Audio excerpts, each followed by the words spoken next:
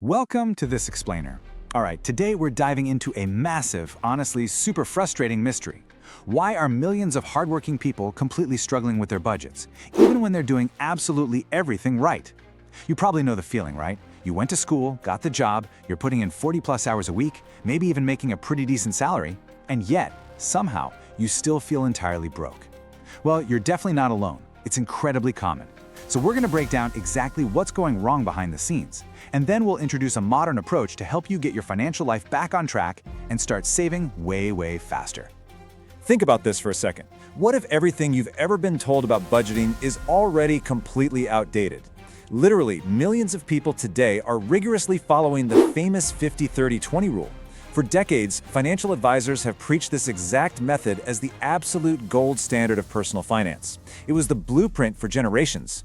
But if you scratch just underneath the surface, it's quietly failing us. It's causing intense burnout and leaving us with this massive mystery of what actually works in today's pretty ruthless economy. Section 1. The Broken Money Rule. So, to really understand why people are struggling so much today, we kind of have to travel back in time and see why this old math became so popular in the first place. Okay, imagine you earn exactly $100. The traditional rule dictates you slice that up perfectly. Exactly $50 goes toward your absolute needs, housing, groceries, utilities. Then $30 is carved out for your wants, like dining out, entertainment, hobbies. And finally, $20 is tucked away safely into savings and investments. Now, when this was popularized almost 20 years ago, that math actually felt incredibly comfortable. Earmarking just half your income for basic survival was, well, totally reasonable back then. But I mean, ask yourself, what happens when rent alone suddenly costs $60 out of that original 100? If the average one-bedroom apartment is eating up 60% of your take-home pay, that neat little $50 bucket for your basic needs, yeah, it's overflowing before you've even unlocked your front door. You haven't bought a single grocery, you haven't filled up your gas tank to get to work, and you definitely haven't paid the electric bill. The whole equation literally crumbles before you even make your first cup of coffee in the morning. Section 2. Why the math fails. Back in 2005, when this whole budgeting style really hit the mainstream, having a strict 50% cap on your needs made perfect sense. Rent was manageable on a starting salary, and groceries were relatively cheap. A $50,000 salary in 2005 actually provided a genuinely comfortable middle-class life. But flash forward to our 2026 reality, and the economic landscape has just violently shifted. Wages simply haven't scaled with the hyperinflation of specific, mandatory things, namely housing and food. So trying to apply 2005 math to a 2026 economy, it's literally like trying to run modern software on a computer built 20 years ago. It's going to crash, and it's going to be incredibly frustrating. Just look at the realities out there. Housing costs have absolutely exploded in practically every major and mid-sized city. Grocery prices have skyrocketed to levels we haven't seen in generations.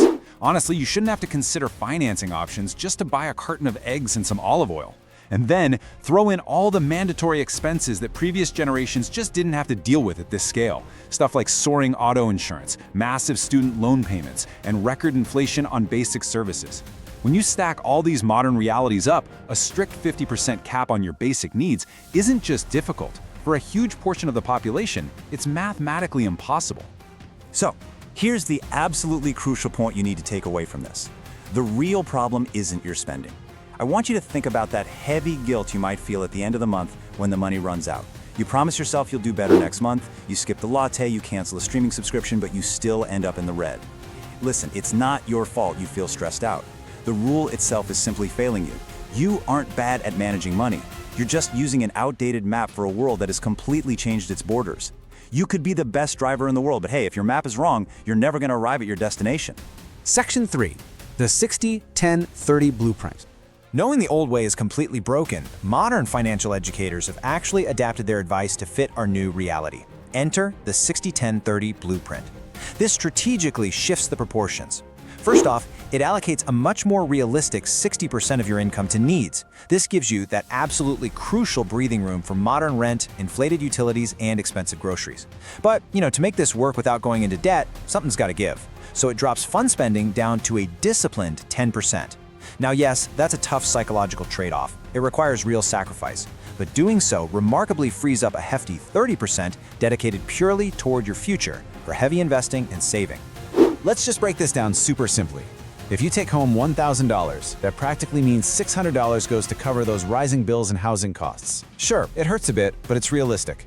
Then, $100 is set aside for fun, completely guilt-free spending. And a massive $300 goes straight into your future investments. By expanding that needs bucket, you finally stop failing your budget every single month. And by aggressively prioritizing the future bucket, you actually start building real wealth over time, completely escaping that paycheck-to-paycheck trap. Section 4. Old rule versus new rule. Now, let's think about two different people over the course of just one single year. Person A stubbornly clings to the old 50-30-20 rule. Because their rent alone takes up 50%, they're constantly anxious, trying to squeeze blood from a stone just to pay for groceries and electricity. They basically fail the budget by week 2 of every month. They get demoralized, give up entirely, and end up saving nothing. Now look at Person B. Person B embraces the modern 60-10-30 blueprint. Their budget automatically absorbs the high cost of modern living without the panic. Their savings are automated, and they live completely relaxed within that 10% fun budget. They aren't fighting the math, right? They're actually flowing with it. And honestly, the biggest difference between Person A and Person B isn't just the physical dollars sitting in their bank accounts at the end of the year. It's a far more powerful, totally life-altering feeling, total peace of mind. When your financial plan actually matches reality, that underlying everyday panic about money, it just melts away. You wake up knowing your bills are covered, and you know your future is securely funded. I mean, ask yourself, what is that kind of daily peace of mind really worth to you? Section 5. The real secret: consistency. Now, everything we've talked about so far has been about finding the right math. But here is the biggest twist of this entire explainer. The real secret isn't actually 60, 10, or 30. The exact numbers matter significantly less than the repetition.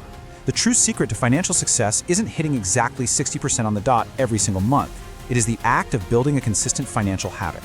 The psychology of habit building will fundamentally outperform mathematical perfection every single time.